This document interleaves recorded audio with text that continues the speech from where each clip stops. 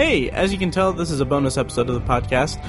After a couple weeks of doing only PopCon-related releases for the podcast, I figured that we would just throw out a bonus episode devoted to Game of Thrones Season 5, just for the listeners who don't really want to hear us talk about PopCon anymore.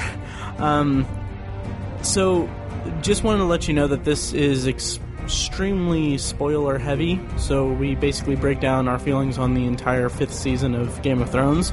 So we're going to spoil it, just want to let you know ahead of time. Thanks for listening, and also go to the new Obsessive Viewer subreddit and subscribe to that. It's r/Obsessive Viewer. We're posting things there, links to the blog and stuff like that. But if you want to reach out to us, that's a really great way to do it. And I'm hoping to build more of a community out of that from our listeners. So, without further ado, here's the Game of Thrones bonus episode from Obsessive Viewer. Thank you. This is Matt Hurt at Obsessive Viewer on Twitter. This is Tiny at Obsessive Tiny on Twitter. And this is a bonus episode of ObsessiveViewer.com's The Obsessive Viewer Podcast.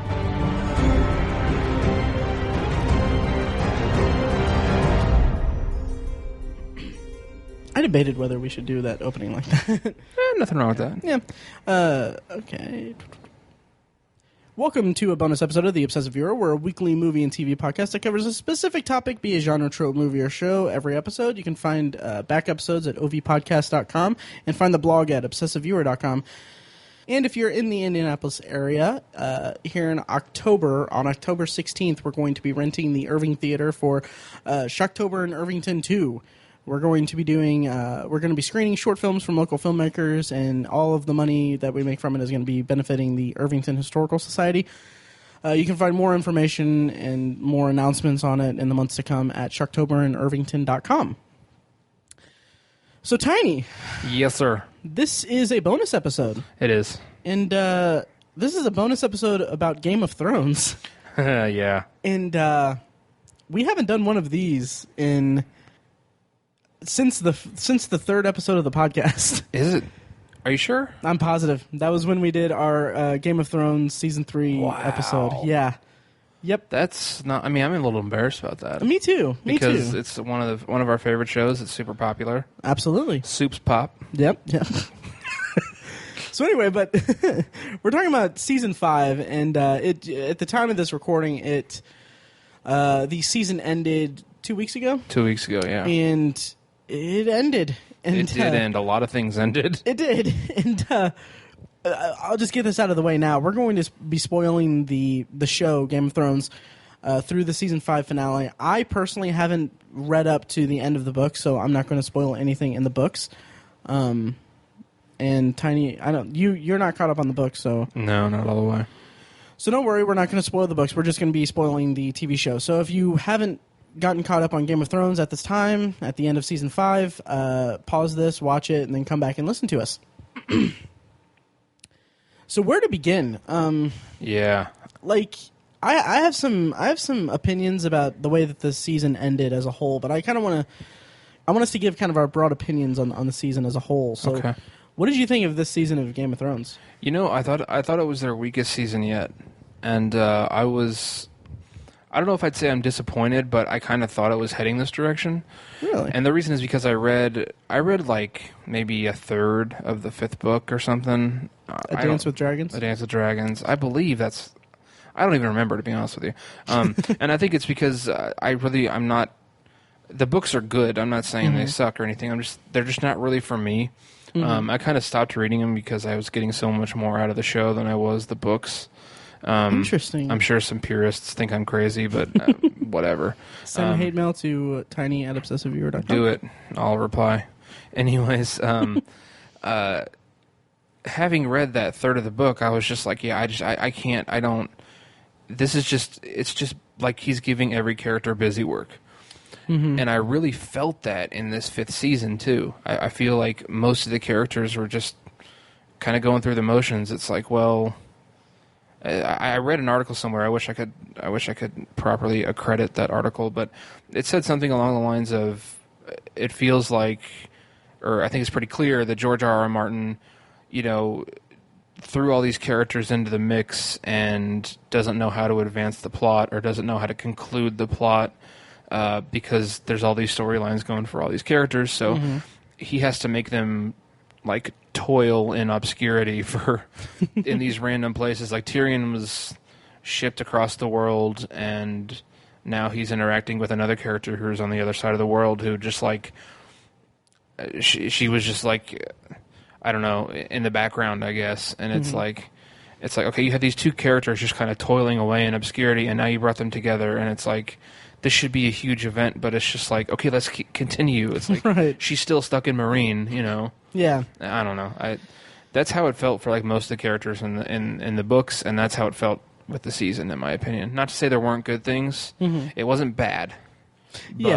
But it's their weakest yet, in my opinion. Right. You know, that's interesting, and that seems like a common thought and everything. I'd read, and maybe I don't know, my thoughts on the finale, and we'll get to the finale here in a bit, but my thoughts on the finale, I feel like they might be molded by a comment that I read on Reddit, of all places.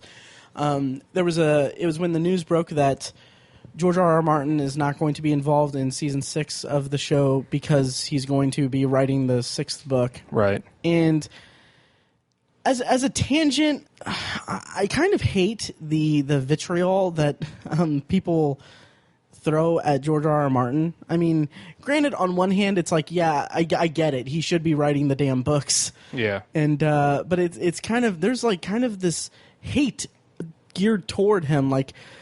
And I can understand their perspective, but it's like also it's like, okay, if you're pressuring him to write the last 2 books and everything, you're just forcing him to write them very quickly, and that's not his style. And so that was kind of the general consensus of this comment thread on Reddit when it was announced that he wasn't going to be writing for season 6.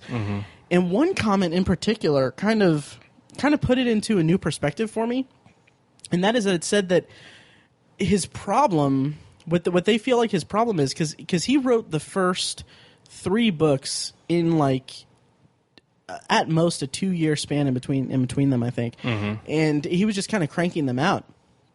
And then once he hit, forgive me because I'm not going to remember, I can't remember where it is in the timeline for this, but when he hit either A Feast for Crows.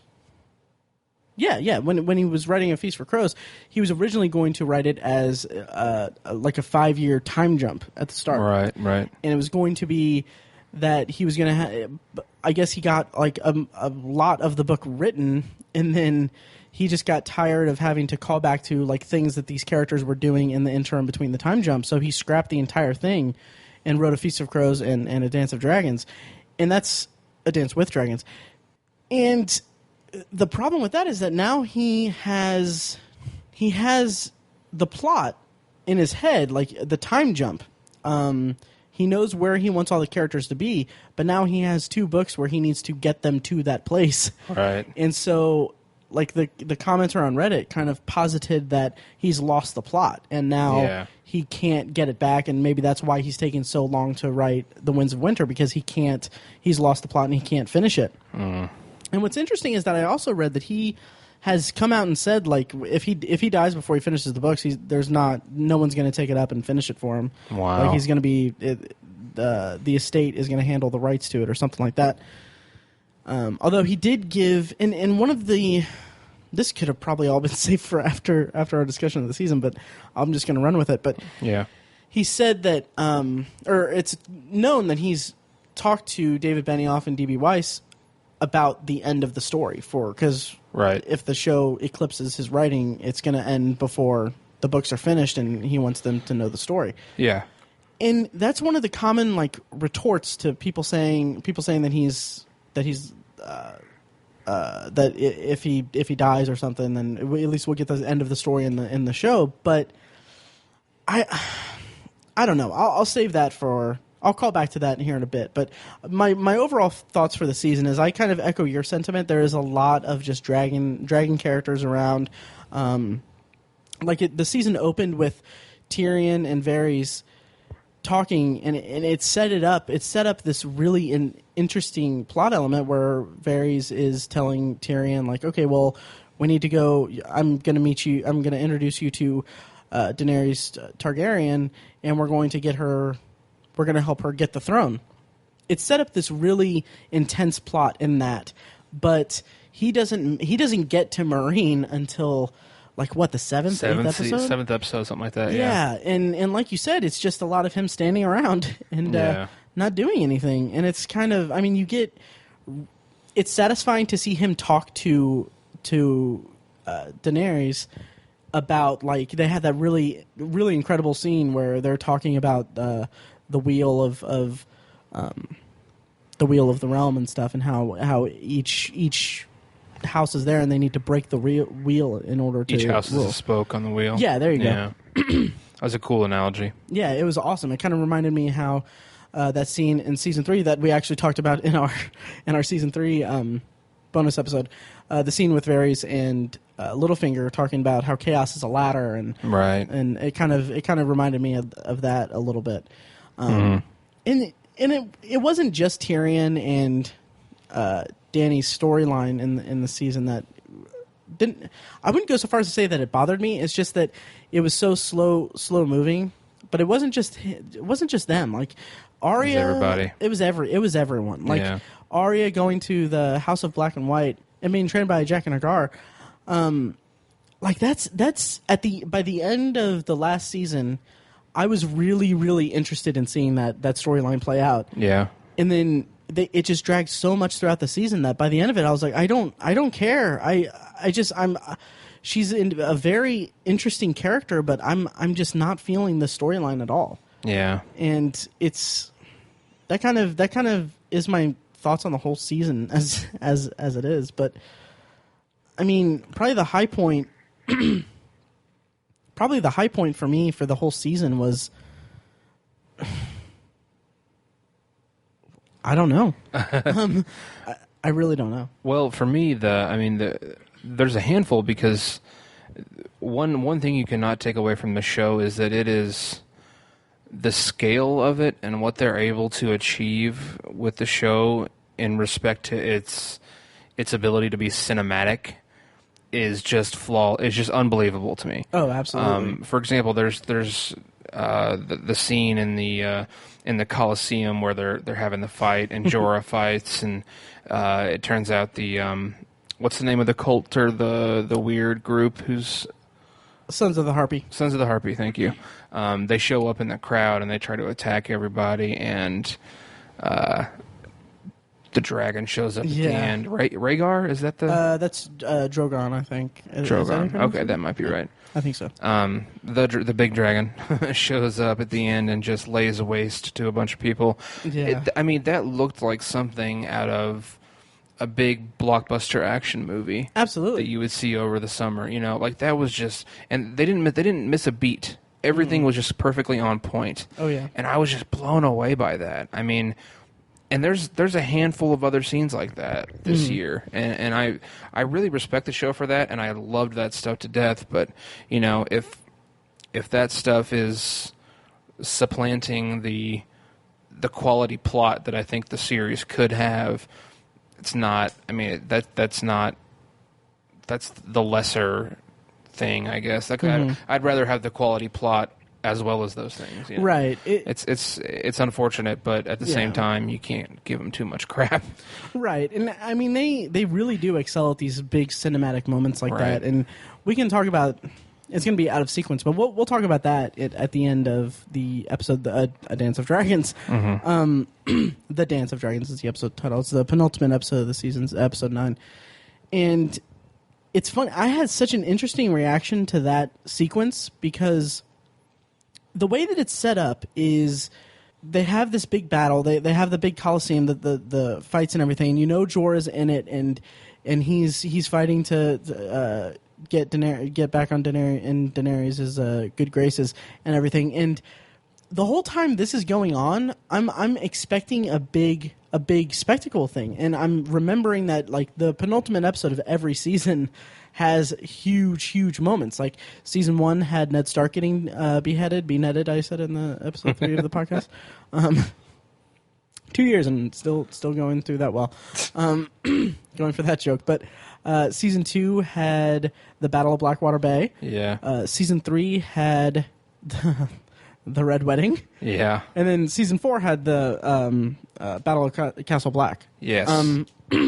So the ninth episode of every season has been a huge moment. Mm-hmm. And I kind of felt like maybe they were, like I went into that episode thinking like, okay, we just came off of Hardhome, which we'll talk about after this subject a bit, but where the big White Walker and Wildling and that was another one Night's of those Watchman segments or scenes that was just unbelievable to see in a TV show. Absolutely. And so I thought, okay, well maybe they just kind of blew their wad on that. Yeah. And then now they're kind of going to do this like kind of not low key, but they're not going to have the budget to do a big spectacle at the end of the ninth episode. So true. While I was watching Jorah fight in the pits and everything, I was thinking like, okay, we've already seen this season in the episode The Gift, and I'm just like, okay, if this is the moment where Jorah dies, and it's gonna be, and I kind of thought back to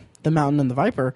I was like, if he dies a gruesome death, I'm like, okay, I like Jorah a lot, but I feel like that's not going to do that character justice, or it's not going to do. I was expecting it, and I was kind of troubled by that. But then, as soon as he threw the spear and he killed the sons of the Harpy, and then everything just went tits up. That's when I was like, I was blown away. I was absolutely blown away. Yeah. But then it went into the finale, and we'll talk about Dany's finale, and then we'll go back and talk about Hardhome and Jon Snow. But then it went into the finale where like the end of the penultimate episode is Dany getting on the dragon and flying away. So from my perspective, having not read the books or anything like that, I'm thinking, okay, this is when this is telling me that she has control of her dragons now. She's ready to like that.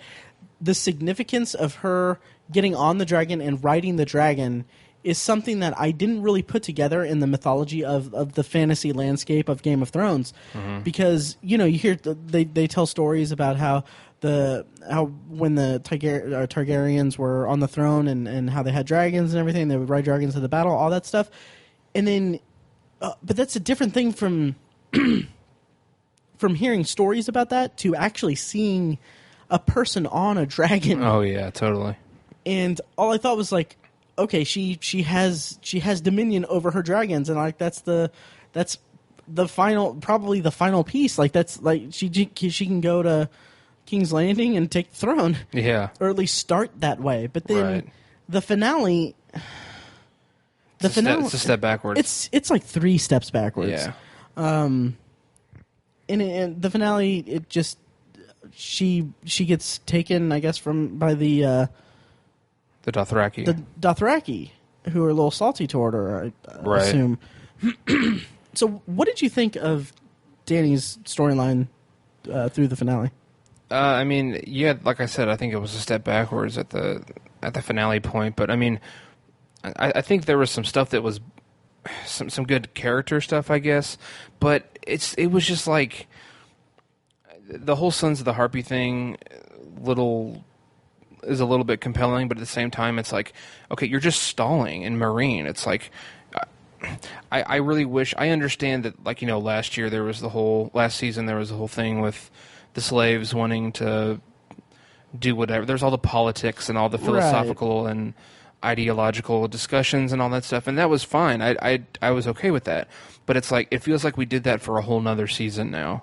Well, it's like I said, she's just toiling away in Marine, where I think it makes so much more sense for the character and especially the plot she needs to have Meereen settle down, and she needs to be crossing the Narrow Sea. Yeah. And heading to Westeros. They've spent so much That's time. where she should be right now at the end of season 5. But she's not, and it's so frustrating to me. It is, and I felt like between her meeting Tyrion and being having him as consul, I mean, I really thought that this was going to be the start of a next stage of her story and of the song, a song of ice and fire. Right. I thought this was going to usher in a whole new era, and maybe that's naive on my part.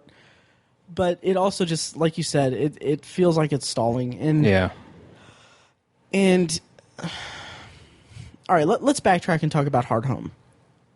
The episode with the wildlings and Jon Snow and the men of the Night's Watch, the brothers of the Night's Watch, fighting. Just, oh my god, that like.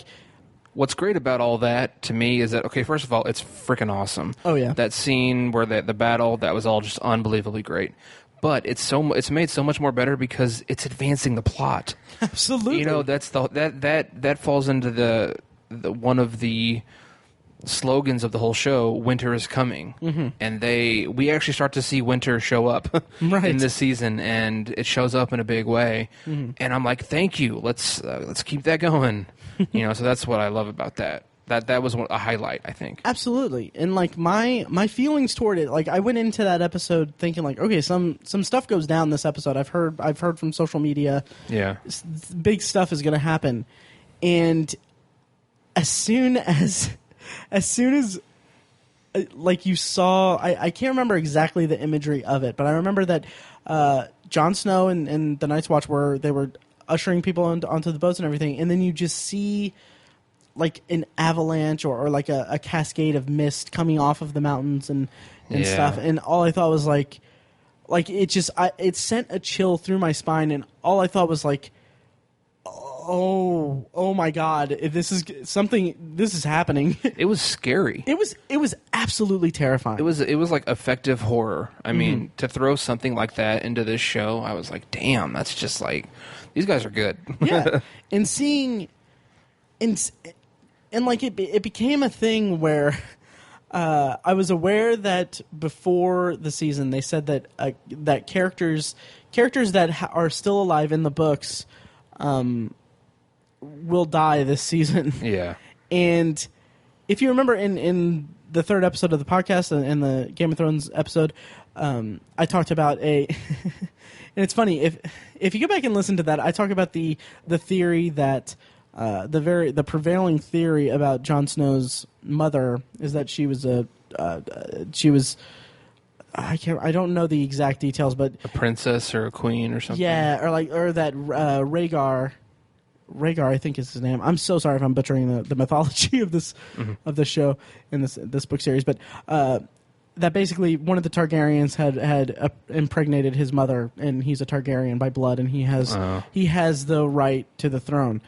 But seeing Jon Snow go up against the Night's King, I had this feeling in the pit of my stomach, thinking like, okay, well, in the back of my mind, I was thinking like, okay, he's a big pivotal part of the storyline. He's going to make it through to the end, and then I was like, what if he doesn't though? What if he gets killed here? And like that was a very effective setup and everything, and to see him the way that it plays out, where he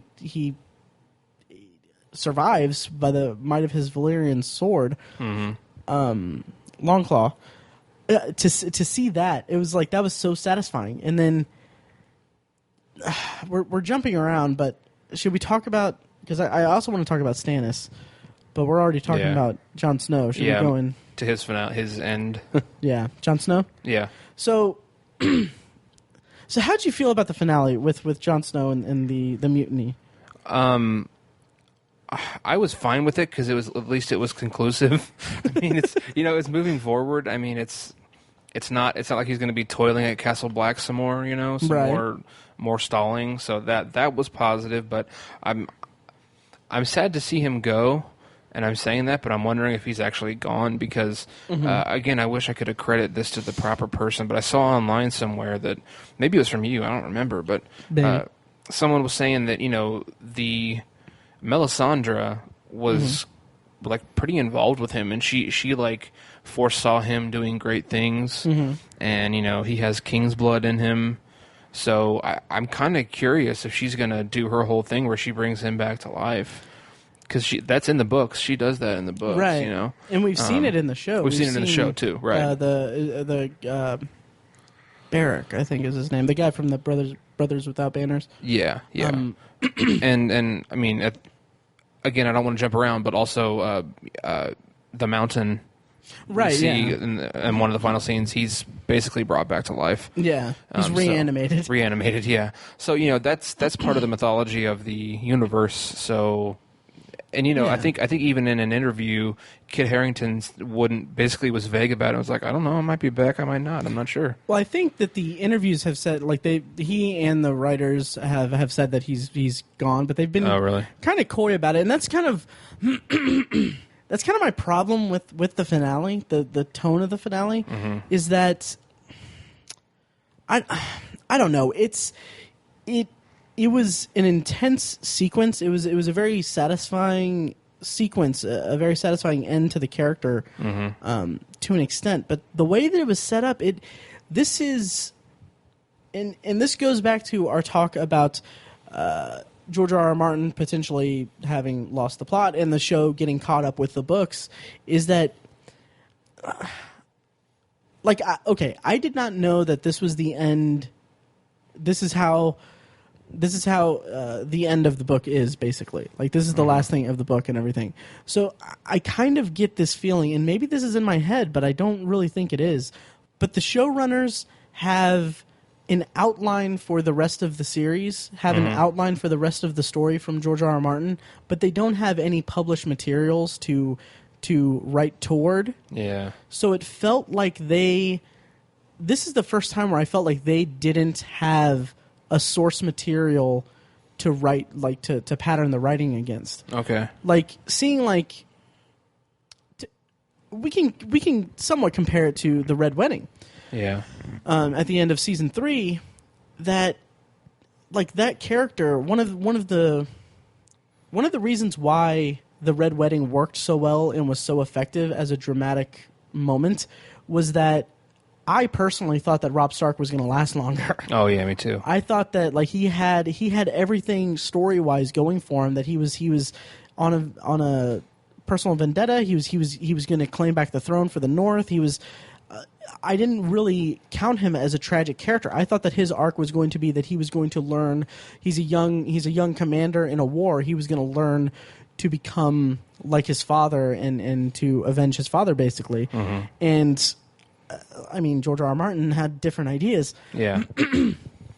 But even then, with that character being cut down before a traditional storyline is concluded for him, it still resonated with me as a viewer as this is the way that his storyline was always supposed to end.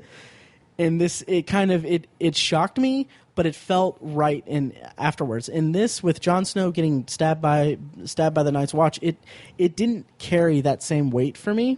And this is a major character death, and it felt just really hollow to me. Not because I didn't care about the character, because I love Jon Snow. Jon Snow is a really great character. Yeah. But the way that it was set up with, like, you're right, like the prevailing theory is that Melisandre is going to resurrect him, and that he's going to be fine, I guess. Yeah. And that's my whole point. My whole point is that they set it up without the future books written, without publications to play off of. So it felt really obvious to me. Like they made a point to show that Melisandre had an interest in Jon Snow, and they made a point to show that Stannis. They made a point to end Stannis's entire arc now. His entire, like, to show that he isn't the chosen one, or isn't the subject of her visions, or that her visions are wrong. And more importantly, they don't have anyone or anything at Castle Black to engage my interests. Like, they have Melisandre and Davos there. and they're interesting characters in themselves, but they've always had Stannis, and now they don't have Stannis. Right. And so they're at Castle Black with the Night's Watch, who just murdered Jon Snow, the one character that is our gateway to the Night's Watch and to the Castle Black storyline. Yeah. And then they even sent away Samwell and Gilly and the baby, and he's going off to the Citadel to become a Maester, which is going to take several years. Right. And I don't know if he's going to come back or anything. Yeah. It just felt really. It just felt really unfinished. And very. It doesn't feel right, and now there's all the theories saying that, like, oh yeah, he's going to come back, and like the articles saying that, all the interviews saying that he's I don't know maybe I don't know. I think it feels right for the character, actually. Really? Not for the story. I agree with you there, because it totally severs the best part of Castle Black and everything that's going on there. So you're right. I agree with you on that. But I think it makes sense for the character for the same reason that it made sense for Robb Stark, because if you step on people's toes in Westeros, you get got. Right. I mean, Robb stepped on Walder Frey. Walder Frey, thank you. Stepped on his toes by screwing him over, and that was just one little thing. But Jon Snow has been pissing people off since the very first episode. Right. And not to his own fault, not because he was reckless all the time, but sometimes it was because he was just a cocky little son of a bitch who just kind of acted on whims instead of like going through decision making. And it served him fairly well. I mean, he survived and he gained all this power, but in the end, it came back to bite him in the ass, and he got killed. And I think it makes sense. I really didn't have much of a problem with it, because I would be fine with. I think they gave us a lot of good gems regarding the White Walkers and winter coming to kind of whet our appetite. And then I think it's just going to come full force next season, maybe with the Boltons and Sansa being up in Winterfell, because they're kind of the first obstacle south of the Wall, the first big area south of the Wall. So I have a feeling, things are going to be just going on like normal in Winterfell, and all of a sudden White Walkers are going to show up, and it's going to just thrust them into Westeros, and that's going to be part of the plot from now on. That's what I'm hoping happens. I don't know if it will. Dude. So that's why I'm okay with it. I think it would be awesome if what's the name of the dude who I can't think of his name, who incited the mutiny against Jon Snow, the older guy who hates him. Is it Alistair Thorne? I believe so. I think so. Alistair Thorne. Apologies if we're incorrect. I hope that at some point next season we get an episode where the White Walker version of Alistair Thorne kicks in the front doors of Winterfell, figuratively, and he's leading the army or whatever, and we skip all the crap up at the Wall because we just know what happens because he's a terrible leader and they would get overrun and destroyed. I don't know. That's I doubt that'll happen because that's too much progress, I think. Yeah. It just skips over the whole Castle Black falling. Dude, seriously, that like I'm honestly, like that idea that this is going to usher in the White Walkers coming in to take over the realm and everything, all the realms and everything, like take over. Yeah. And this is going to usher in that. That would be incredible, but I feel like that's not plausible or that's not feasible within the story. Yeah, I know it's not. Yeah, yeah. Like you said, it's too much progress, but I feel like they left on such a cliffhanger of, I guess cliffhanger, you can call it that, of Jon Snow getting killed, that it would be blowing their wad early in the season. Yeah. If they ended the season with Jon Snow getting killed and then the White Walkers attacking Castle Black and demolishing it, like that would be just an insane season finale. Yeah. And maybe that can be the season finale next year, but right. I don't think that's going to happen. Yeah.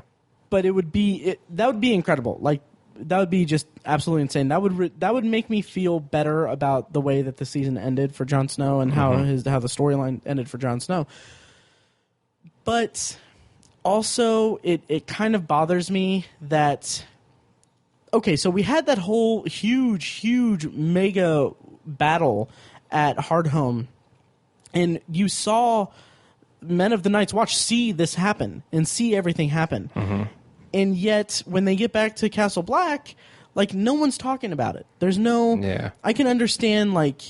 That's one thing that I don't... That's one reason why I don't... The mutiny doesn't feel right to me, is that just from a story perspective, like, the whole series is based on... Is kind of an overview of the series is, like... People are willfully ignoring this supernatural force that's going to destroy all of mankind, all of humankind, all of the realm. Mm-hmm. And they're focusing on these interpersonal houses, turmoil stuff, all this little interpersonal conflict and everything. Right. But this is just like too willfully ignorant for people to come back from a large battle, seeing like irrefutable proof of this, and then to kill the person who is responsible for saving lives and who's telling them, like, we need the wildlings on our side, just because there's a grudge between the crows and the wildlings. Like, grudge is oversimplifying it a bit, but just to settle a beef about a decision from the commander, the Lord Commander of the Night's Watch, which is what Jon was. It just seems so hollow from a storytelling perspective for me. I see that, but I don't know. I think it makes sense because Alistair Thorne's hated him from the beginning, and Right. no logic has never gotten in the way of his disdain for the guy. Mm-hmm. And so, even though you're right, it's like this is irrefutable evidence. All these people that came back are saying that this is going to be a big deal. You know, the White Walker's coming. I think. I don't think that would sway his desire to want to kill Jon Snow, and for him to for you know, while they were gone, I can totally see Alistair Thorne, you know, getting a mutiny together while he was with all the people at the castle while he's gone, and you know, doesn't matter what kind of news he came back with, they were going to kill him anyways. It didn't bother me. Agree to disagree. Okay. Yeah, I definitely see your point, but. And I think that we're overlooking the Ollie of it all. Yeah. And I think that's a big key component to it, because I mean, they set up this kid from the start, from the start of his character, that he has. I mean, he saw the wildlings slaughter his family and all that, but I don't know. I feel like that's kind of the punctuation mark of it. It's like Alistair Thorne's disdain for Jon Snow, as well as Ollie coming full circle with his disdain for the wildlings. Mm-hmm. So I don't know. And something that's kind of frustrating me is that in the interviews and stuff, like I read the interview in Entertainment Weekly from Kit Harington that was recorded, or that was the interview was conducted before the finale ended. Or the finale aired, and they held on to it, I guess. But they were talking about his character being killed off, and they were saying, like, okay, well, what are you going to do now that you're off the show? After he's saying, like, yeah, I'm done with the show, and he's like, I don't know, I might try to find a movie or something, or I might take a holiday and write and try writing, and it's like, I'm just like, yeah, okay, Jon Snow. And then they were like, so what about your hair? Because, you know, it's very famously stated that he's under contract. He can't cut his hair. Right. And he's like, you know, I might cut it or something. We'll see. And then, like, in parentheses in the Entertainment Weekly interview, it said, like, by the time that this went to press, he cut his hair. And, like...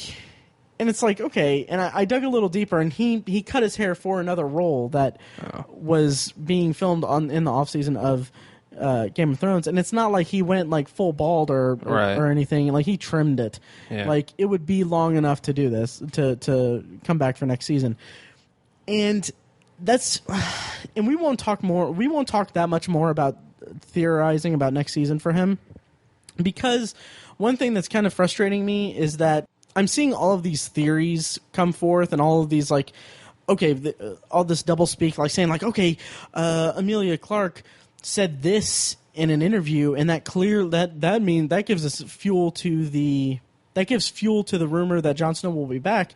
And I read it, and like her her statement was, I think that they know that they can't trust me with a secret, meaning the writers, so they don't tell me anything. So I literally don't know anything. I have no idea about anything about the future of the show. And then, like, the article, which was written by Joanna Robinson from Vanity Fair, and she co-hosts a Cast of Kings with Dave Chen from /Filmcast, and I really like that podcast. And she's very good in it. Like, she's awesome in it. She's read all the books and everything. And she also hosts a Storm of Spoilers with Dave Gonzalez that is it's a Game of Thrones podcast for the book readers, like, and all that. It's when I read the books, I'm going to check it out. But anyway, cool. In the article, she's like, now that statement, but from Amelia Clark, would be okay by itself. But then she followed up with, and then so I'm like, okay, scrolling, what did she say? And it's like she said, like, it is.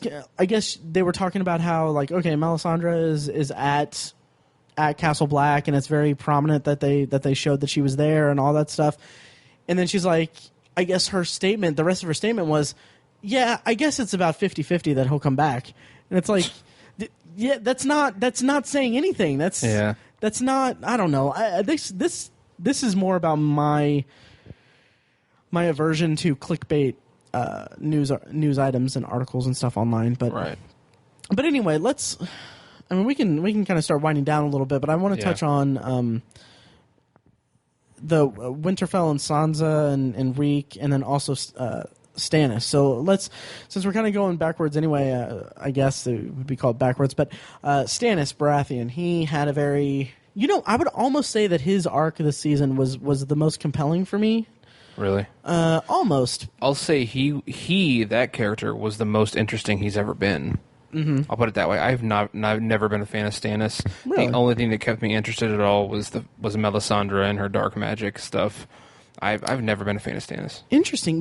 I'm kind of the inverse there. Really? I'm kind of, yeah. I'm kind of the opposite. I was really kind of on board with Stannis. I was thinking. I think I'm more aligned with Davos.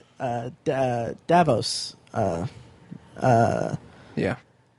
He's the better character. Yeah. Davos is the better character, and it's better to read him in the books, because I've read the first 2 books. I'm reading a Storm of Swords now. Yeah. And he's the more compelling character, and he has the better arc. And in the books, he's much better fleshed out, and there's a lot more to his conflict in the book. There's a lot more conflict to his character in the book, but in the show, Stannis is. Like, I've never once thought, okay, he's gonna take the throne. He's going to be the ruler. He's gonna. I knew from the beginning, like, he's gonna end in such a bad fashion. Me too. And I think that's part of why I didn't like him. I think that's part of why I liked him. Really? Yeah, because I think the show kind of builds itself on being about characters and downfalls of characters. Yeah. And this is a character that. You almost want to sympathize with him, almost, just because at least I did. Okay. And just because there was really no one else that was, like, trying to make a claim at the throne that you want to sympathize with or that you were interested in, because Daenerys is, screwing around in Marine. Yeah. So I just thought that having Stannis Baratheon, having a Baratheon still in the mix, was a very interesting element, and having him be this religious zealot or this crazy person committed to this spiritual possibility of him being the true king and all that. Mm-hmm. Having that element really kind of made it interesting to me, because it was different from, like, what was going on in King's Landing. It was different from the Lannisters and the Martells from Dorne. And it was really unique, and that was kind of, and I mean, even in season 2, when you first meet Melisandre and you see the shadow that murders Renly, like, that was kind of, if memory serves, that's like the first, like, real, like, dark magic kind of high fantasy kind of element to the series. I believe so. And that kind of, I don't know, that kind of made me kind of really intrigued by his character. But anyway, so his end First of all, I loved that they, sacrificed his daughter. I thought that was a really... That was really cool. Yeah. I mean, I hate saying that because it's disgusting, but right. They just had the balls to do it. Yeah. It was really well executed. And it was... it wasn't in the books, right? I don't think so. Yeah. So, I mean, that took balls. And yeah, it's really upsetting, obviously. Yeah. And it really burned me up. And, Stop. And I mean, the Stannis, like... I love that he sent Davos away for that, and right. I mean, obviously, like with Stannis and Melisandre, and like having his wife on board too. I mean, there's a lot at stake here. I hate you. That was a long way around for that pun, but anyway, and also another gripe about, I think it was the finale. Yeah, is that his wife committing suicide just kind of came out of. It wasn't developed properly for me. I mean, you see that she's, has second thoughts at the end of the episode where they burn their daughter. Yeah. But I mean, it's just like almost in like the opening of the episode. It's like, oh yeah, she hanged herself, and all right, we got to go take Winterfell. Yeah. I don't know. It kind of felt, but then again, she's a very ancillary character. Yeah, anyway, she hasn't had much to screen time. Yeah. I was really satisfied with his exit from the show because it was relatively unceremonious. Mm-hmm. And that's what he deserves, in my opinion. I'll agree with you there. Yeah. Like, especially, yeah, I definitely agree. Well, in his nonchalance towards it, he's like, "Go ahead, do your duty." Yeah. He's like, he's like, "Whatever, I'm over it. My death, whatever." Yeah. Kill me. It's like because he knew that he wasn't that the prophecy or whatever wasn't true. Right. And also that that moment where like you're right, it's an unceremonious death, and I feel like that. I mean, it's a major character death, a character that we've been following since season 2, and there's a lot at stake, there's a lot going on with the character and everything, but to see him so abruptly killed it's so in keeping with what that character is. Yeah. Because he had this ego and this inflated sense of purpose and this very misguided destiny that he thought was his and all that, only to see him killed like that was just the icing on the cake. It was the perfect end for that character. And I had some problem with it being off screen because, Brienne says her thing and then he says, do your duty, and then she just swings the sword and you just hear it. But like now that I'm thinking about it in this context of him being, it's unceremonious because he's an unceremonious character who doesn't have the right to the throne. Yeah. It kind of puts it into an interesting context for me, and I think that that's an interesting element to it. Yeah. I think that it serves the character well, and I really liked seeing the scope of like how much his siege on Winterfell failed miserably, because that kind of overhead shot of all the Bolton men, and then Stannis's like very small group of warriors and everything, just getting swamped. Like they didn't even need to show like the battle. Like they just needed to see that sweeping shot, and it really played well. Right. Totally. Yeah. Okay, so do you want to just talk about Sansa and Reek, and then we can call it a day? Sure. Kind of skipped over Cersei and her whole thing. Oh my God, Cersei! Yeah. Which, in my opinion, both storylines, Sansa at Winterfell with the Boltons, and Cersei dealing with religion people, the sparrows, the Catholic allegory, Catholic Church allegory. It's just more toil. It's more toil, like keeping the characters relevant while the plot doesn't advance. That's all both of them were to me. I really, really didn't care about Sansa and Winterfell. Me neither. Which drove me nuts because I was really compelled by her character while she was with Littlefinger, and she was kind of becoming a woman in a psychological sense. I was really into that last season, and I feel like they just wasted all that momentum this season. They didn't do anything with her, and that is the most frustrating thing. Like there was a whole controversy with the rape scene, and we talked about it in an episode a few weeks ago. And I can't remember where my stance was on there, but remembering it now within the context of the full season, the big controversy of it undoing her character and using rape as just a way to knock down a character and not with any sort of relevance or tact, really. Yeah. But seeing it like that, it did demolish her character, and I kind of side with the people that are against it, because like I don't think that they utilize rape in that way. Like they don't use it as a means to just completely tear down a character or anything. But this is what it felt like. It was purposely just.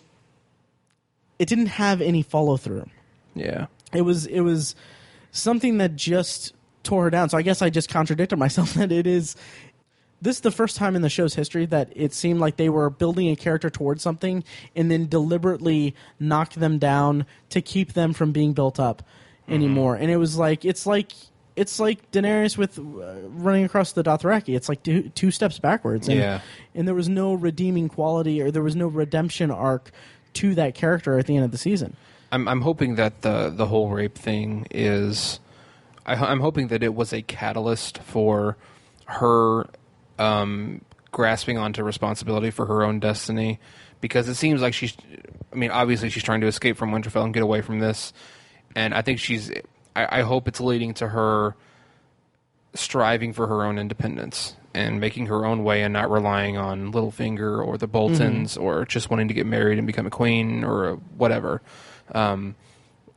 She needs to be. I think it's her being more like an amalgam of her mother and Cersei Lannister, because those are the two greatest womanly influences in her life. And I think if she's just a crazy or entertaining amalgam of the two of them, that'd be a good thing for the character. So if it leads to that, maybe in the long term it'll be a good thing. But for the moment, it was a bit out there, and just what they did with the character wasn't very satisfying for now. But we'll see where it leads. Well said. Basically, I really like that. I really like that idea for her character going forward, because they didn't really show this. I mean, they put an emphasis on this element of her character in season 1, but while reading the first book before I watched the series, I was really, really interested, and I said this in my review of the book that I posted on obsessivebooknerd.com, but she was one of my favorite characters in the first book, because it was such an interesting angle to this fantasy story that had like a lot of political power plays. This is before like the real like, you know, magic and dragons and stuff happened in the show. It was kind of more grounded in this kind of reality and in a fantasy realm kind of environment. But she stood out to me in the first book because the character was drawn so well as this princess character who was so dependent on the princess fairy tale thing, and then slowly coming to the realization that the world is not the way that it's been told to her in fairy tales. And Game of Thrones is not Cinderella. Exactly.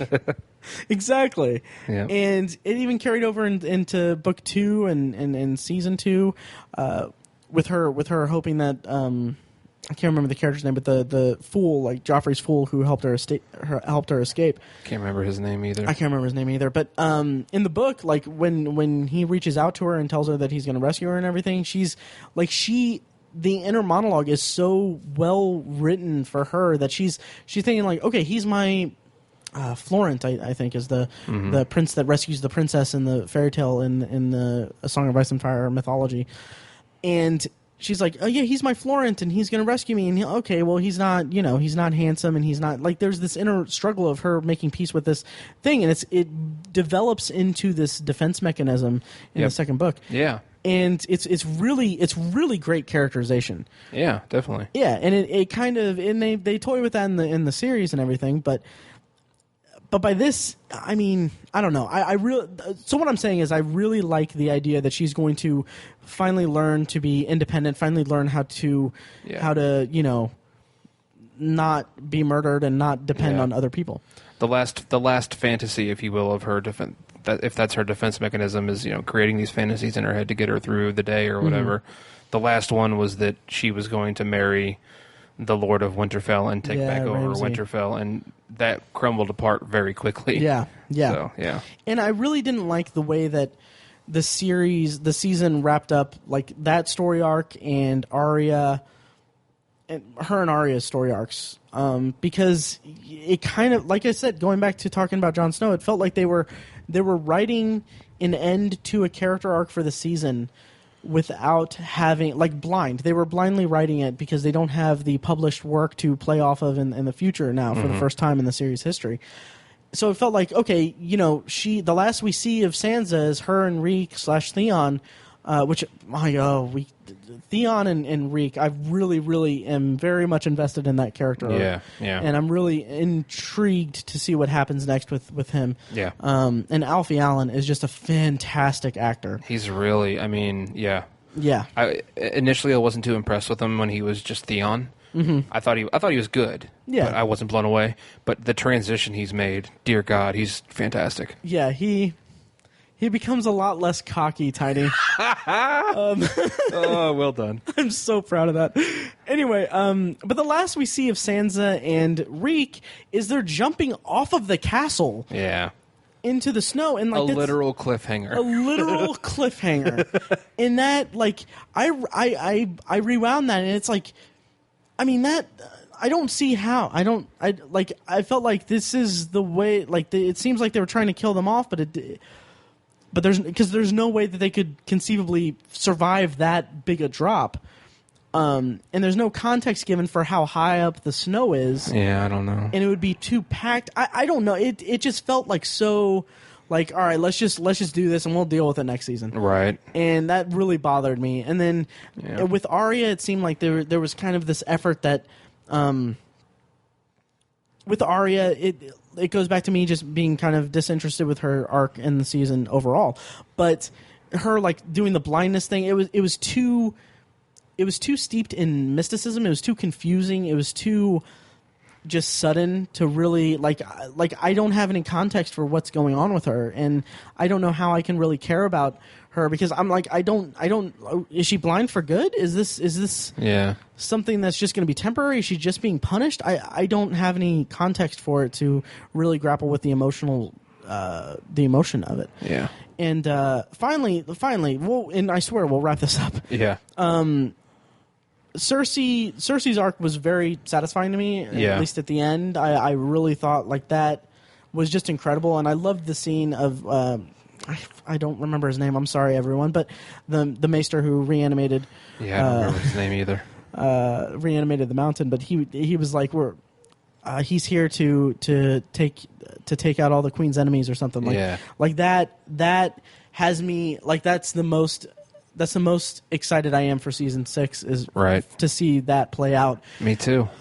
But the last thought of the episode, and we'll wrap it up again. But I had a very big problem throughout the entire season of the Sons of the Harpy and Meereen and the Sparrows or the High Sparrow. Right. Kind of the same story, really. They were very identical. I mean, maybe I didn't pay close enough attention in the early episodes, but I don't understand how either one of those came to be. I didn't understand what their motivation was. I didn't understand just where they came from. I didn't understand anything about it. Mm-hmm. And I just couldn't get behind it. I couldn't grapple with, I couldn't really be emotionally invested in it because suddenly I just didn't understand what these mass religions and cult-like behavior was doing and how they gained control of King's Landing. It was just so confusing to me that I look forward to rewatching the season on Blu-ray to get some context for it, but on first pass through, it didn't wow me. Yeah, especially the Sparrows or whatever. Mm-hmm. They, why were they biding their time so much that they just show up in the 5th season? Theoretically, they were in the church or whatever in the capital city. They were there the whole time, all through the first 4 seasons, and they're just now showing up. It's weird. It's weird. I don't know, and And I mean, it's not like the show is a stranger to introducing elements without any context previous to it. I'm thinking of like Oberyn Martell's arc in season 4 was one of my favorite arcs of the entire series. Yeah. And he kind of pops up out of nowhere in season 4. And it's kind of, I think that there's references to to Dorne and to the Martells and everything throughout the series, but I didn't really know what was going on with his arc until he showed up on the show. Yeah. And like he had one season that was just really, really intense, really incredible. I was really behind on what his arc was, and I didn't get any of that with it, the Sparrow or the High Sparrow and Sons of the Harpy, and it's just it's disappointing, and it makes me nervous that there were two major plot elements that I couldn't connect to in one season of a 10-episode HBO series. Right. So yeah, but, I'm also just quickly, I'm hoping we have not seen the last of the Sand Snakes. Oh, me too. Because in the books, the little bit of the 5th book that I read, they were awesome characters. Really? Really awesome. And I don't think they were done quite enough justice. I really hope they're back in the next season. Me too. I think they will be, because I mean the way that we didn't even talk about Jaime and Marcella. That scene was interesting. Well, yeah, that was. But the whole, again, I hate to keep saying this and harping on this point, but I feel like Jaime and him going to get Bronn. And Bronn. Pick up Bronn and then going to get Marcella, just more distraction. That's what it feels like to me. I think that's kind of the consensus too. Yeah. Like all the Dorne stuff was just kind of filler and kind of throwaway. Oh, totally. The thing that made me really interested in it is the interplay between Jaime and Bronn. Because I love Bronn. Bronn is just such an awesome character. Yeah. And seeing him interact with Jaime especially is just that was a good I would love to see a buddy cop show with those two characters. Yeah, I mean, all of this toil that I've mentioned, to keep using that word, all the toil is mixed in with very quality dialogue, and there's some character development. Some of it's good. Yeah. I'll say that, but it's all just taking chunks out of the plot. Yeah. And it's unfortunate. And the payoff to that storyline was him coming clean to his daughter, to his niece/daughter. Yeah. And I was on board with that. I really liked that. That scene was incredible. Like I thought that was just such an incredible scene. Great character moment. Oh, absolutely. And seeing her being like, I understand, I know, and her like saying like, I'm glad that you're my father. Like that. Yeah. That's such an incredible character moment. Oh yeah. And then Game of Thrones ripped away. Yeah, Game of Thrones happens. Yeah. They get R.R. Martined. Yes.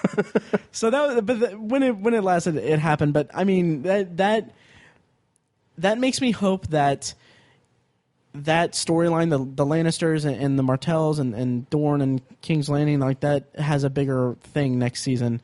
Because it has to, really. Right. And I really do hope the Sand Snakes return, because the short-haired one, she's a very talented actress.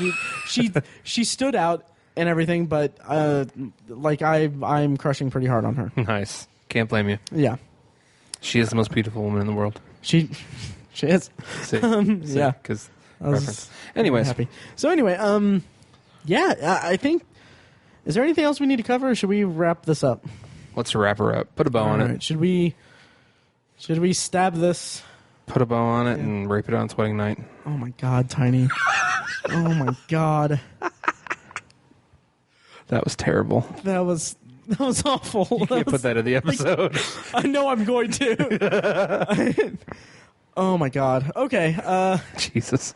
Yeah, and one final thing: if you're a fan of the books and you are one of the people that are so hard up on George R.R. Martin to finish it, and you're harping on him, and you have it in your head that he owes you the rest of the story, which one side of it he does and everything. Just I'll put this into perspective, and then we can end the episode. That when you think about a writer rushing something, and maybe this won't really resonate with a lot of listeners or anything, because I don't know what the overlap on these two series are, but Stephen King wrapping up The Dark Tower after his accident, he cranked out the last 3 books in like a year or two. Yeah. It was the ending was satisfying, but the road to the end in the last 3 books was not. It was a mess, and I mean, I really respect George R.R. Martin's creative process, as slow as it is, and I hope that he hasn't lost the story like the poster on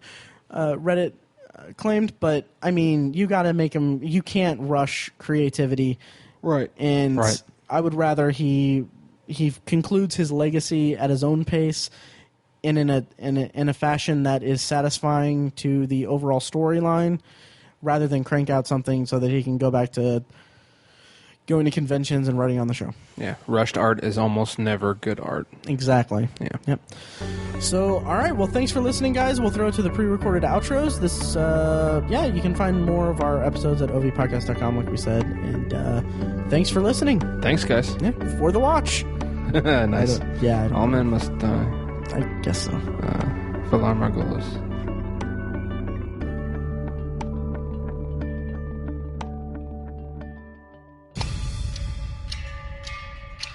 Lannister, Baratheon, Stark, Tyrell. They're all just spokes on a wheel.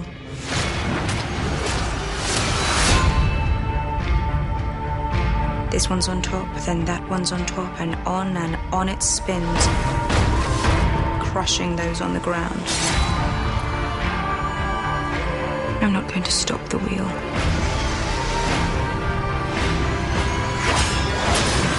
I'm going to break the wheel. Thank you for listening to The Obsessive Viewer, presented by ObsessiveViewer.com. You can find more of our episodes at ovpodcast.com, and you can subscribe to the show on iTunes, Stitcher, or your preferred podcast app. The Obsessive Viewer's theme song is An Eclipse of Events and is provided by Loudlike from their EP Mistakes We Must Make. You can find that and more great music from them on iTunes and like their Facebook page at facebook.com/loudlikemusic. Any and all feedback on the podcast is encouraged. You can email the hosts individually at Matt, Tiny, or Mike at obsessiveviewer.com, or send an email to the podcast in general at podcast@obsessiveviewer.com. Check out the Obsessive Viewer blog at obsessiveviewer.com, where we post movie and TV reviews and the occasional editorial about the business of entertainment. You can also like us on Facebook at facebook.com/theobsessiveviewer and follow us on Twitter at obsessiveviewer, at obsessivetiny, and at IamMikeWhite. If you want more obsessive content in your life, check out our sister site, obsessivebooknerd.com, for book reviews, author spotlights, and a general celebration of reading. Finally, if you're philosophically curious, check out Tiny's side project podcast, The Secular Perspective, which explores the concepts of faith, religion, and existence from the perspective of secular hosts. You can find that at thesecularperspective.com and subscribe to the podcast on the podcatcher of your choice. Again, thank you so much for listening. We love you. Be excellent to each other.